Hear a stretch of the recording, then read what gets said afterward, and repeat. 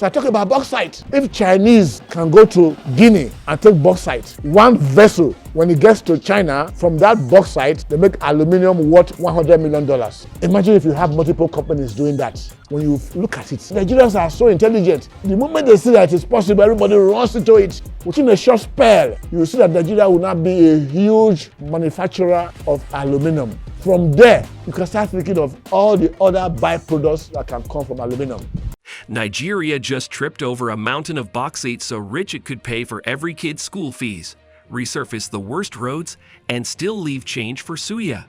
The trouble is, every country with a navy, a smelter, or both has already booked flights to Abuja. Is this the jackpot that finally drags us off the oil drip? Or the sequel nobody asked for? A resource curse horror, now in high definition. Stick around. In the next breath, you'll know who's coming, what's at stake, and how the rest of us can still hack the ending. So what is this rock that suddenly matters so much? Bauxite is just dirt, until you cook it into alumina, then smelt that into aluminum. Your foam frame, the plane you took last summer, the window you opened this morning, the wires keeping your fan on, all aluminum. Demand for this silvery stuff is set to double by 2050, juiced by electric vehicles, solar panel frames, and gadgets we can't even pronounce yet. Right now, tiny Guinea, a country smaller than Niger State, ships half the planet's supply. A single rail strike there spiked global prices 18% overnight. Now picture Nigeria, already Africa's biggest economy, waltzing in with high-grade ore stretching across 4 northern and southwestern states. A survey in February logged at least 2.2 billion metric tons, and maybe double that if you squint at the probable reserves. That's a staggering $85 billion in raw ore value, a figure you can multiply by 10 if we refine it here instead of just shipping gravel abroad. That's more cash than oil has sent our way in a decade.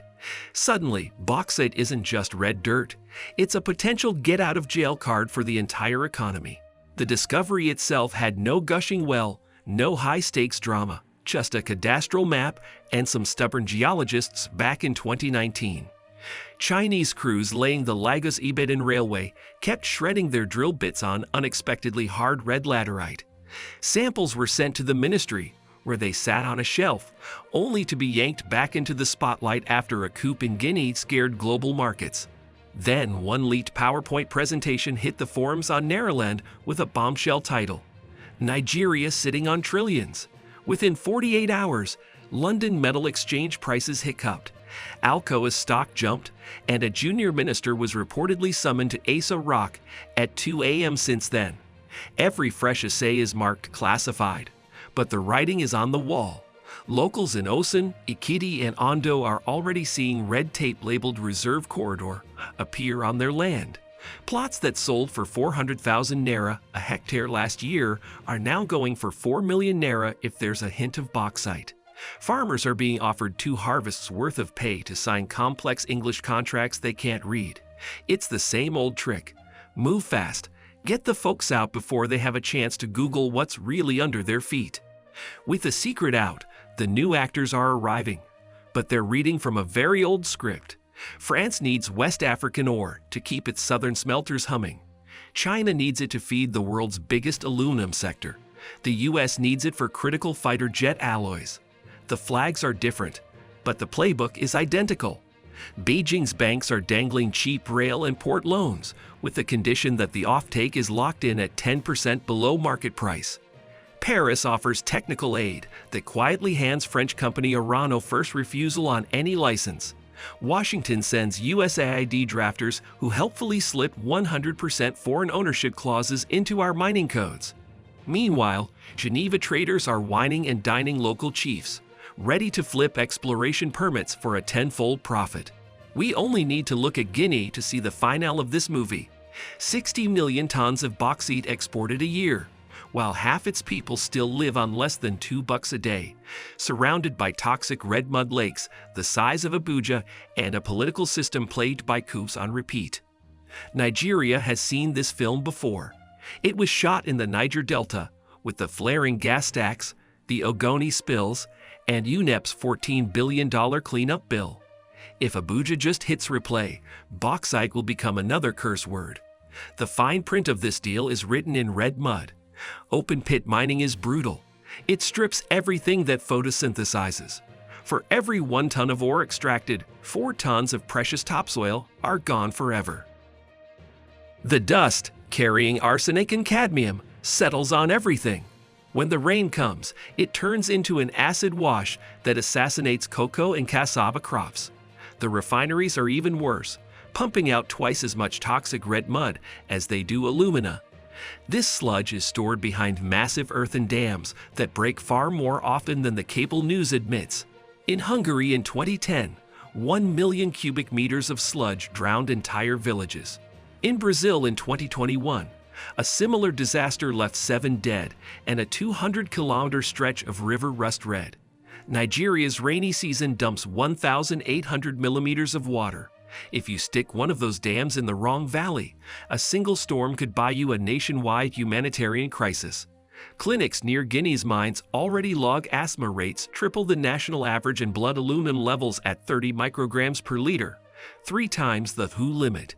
Yet Nigeria's first 2 environmental impact reports on this are said to be copy-paste jobs, claiming no significant risk, signed by the very same people who stand to run the mines.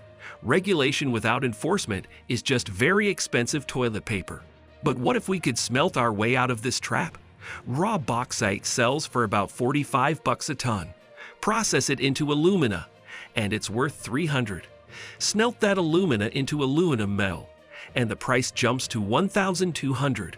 The real money and the real jobs sit at the top of that value chain. Guinea ships dirt, and China keeps the upside. Nigeria could flip that script entirely if we build our own refineries and smelters. The catch is the cost and the power. A single alumina plant costs $4 billion and guzzles 120 megawatts of electricity around the clock. Our national grid right now provides maybe a third of what the country actually needs, and our gas supply can't pinky promise the required uptime. The solution? We dedicate a gas field or build a solar plus storage microgrid for the industry, plus a deep sea port that can swallow Panamax-sized ships. Emirates Global Aluminium proves this model works even in the desert, producing 1.6 million tons a year powered by 90% solar energy. If we tie every mining license to a commitment to build your refinery and power plant here, bauxite could drag the rest of the economy uphill in a way that oil never bothered to. 1,000 tons of aluminum equals about 35 factory jobs, and double that in related services. Now, crunch the numbers on 2 billion tons of ore, and you're looking at creating a middle class the size of Canada. This isn't just a fantasy. A local content surge is already brewing. Miners crave certainty, and communities crave dignity. Fuse those two, and you get solutions. In Ghana's Awassa region, a Chinese firm bankrolled a 180-bed hospital and a technical college in exchange for a 20-year lease. In Mozambique's coal belt, the mining company Vale trained 1,500 local welders, and now 70% of the maintenance work is done by Mozambicans. Here in Nigeria, Osun State has already moved to ring-fence 40% of future royalties for a sovereign fund that will pay for schools and irrigation. Ekiti State has declared no license will be granted without a commitment to build a 1,000-ton-a-day alumina plant. Ground must be broken on the refinery first, before the shovel for the mine. In Ondo, local youth are forming cooperatives to provide food insecurity services to future mines, copying the Niger Delta model but without the guns. The rule must be simple: no refinery, no port, no permit. If we hold that line, the multinationals will bring the entire value chain, not just their excavators. Of course, there is another path, a darker timeline. Picture it: A Nightmare on Third Mainland 2035 edition. Monster trucks rumble 24/7, and a permanent haze of red dust dims the light in classrooms. The only new jobs are 1,500 kilometers away on a rail line owned by a Singaporean investment fund. Aluminum prices moon on the global market, but our royalties vanish into a special account, and the Auditor General's reports questioning it gather dust. Farmers who complain get visits from community liaison officers with more muscle than answers. The youth swap school for rickety motorbikes, ferrying raw ore to barges on dead rivers. Land values flatline, and the best brains still jackpot to Toronto. Oil already left that scar on our nation. Bauxite could just widen it. The pits are shallower and the ore is more plentiful, making the potential damage even more widespread. The IAF already lists us as resource dependent, meaning 20% of our exports could hinge on ingots stacked at a port, with the price set in Shanghai. In this future, geology becomes destiny, and that destiny feels a lot like quicksand. So how do we turn this blessing into a boom and avoid the nightmare? It's not fate, it's policy. It comes down to 6 strategic moves. First, pass a Bauxite Sovereignty Act that bans the export of raw ore after 2028. You refine it here, or you can forget about shipping it. Second, sell licenses only as a complete bundle: mine, refinery, and power plant, with foreign equity capped at 49%. Third, lock all royalties into an aluminum future fund, a Norway-style piggy bank where we only spend the interest, never the capital. Fourth, create a dedicated Bauxite Corridor Railway Authority to build and manage shared tracks, funded by tolls, which keeps the heavy trucks from crumbling our roads. Fifth, fund a National University of Aluminum Science to train our own metallurgists, power engineers, and environmental chemists so we can stop importing brains and start exporting genius. And sixth, sign an ECOWAS pricing charter with Ghana and Guinea, so that West Africa, not London, sets the benchmark for our resources. If we do those 6 things, bauxite becomes a bridge from a rent-seeking state to a real productive industrial economy. The clock is already ticking. Ministers love their 5-year plans, investors think in quarters, but communities live sunrise to sunset. Between now and the first commercial shipment, we have maybe 18 months to write the rules before sunk costs and bad habits become fossilized. The lobbyists are already in full swing, courting OBAs with promises of shiny wrappers and new palace roofs. Lawmakers are being flown on research trips to smelters that look spotless because the guided tour conveniently skips the red mud dam. Once a license is inked, renegotiation costs billions and almost always outlives the president who signed it. Guinea tried rewriting its royalty agreements in 2011. It took a coup and a Chinese bailout to finally settle the dispute. We can skip that cliff by writing the terms firmly before the first ton of ore ever hits the quay. The season of press releases is over. The legislation needed to land yesterday. This isn't just a problem for Aso Rock. This is a design problem, and citizens are the cheapest, smartest engineers. So what can you actually do? Yeah, you. If you can vote, ask your representatives where they stand on local processing and value addition. If you invest, shift your narrative toward funds that explicitly boycott raw ore exporters. If you use social media, tag the Ministry of Mines and Steel Development and demand every agreement be made public under the Freedom of Information Act. If you're a farmer, snap photos of any red survey tape on your land and ping the coordinates to an organization like Global Bauxite Tracker. Open data is what keeps people honest. If you're a student, crunch the geochemistry of laterite soils and post your findings online for free. Sunlight is still the best disinfectant.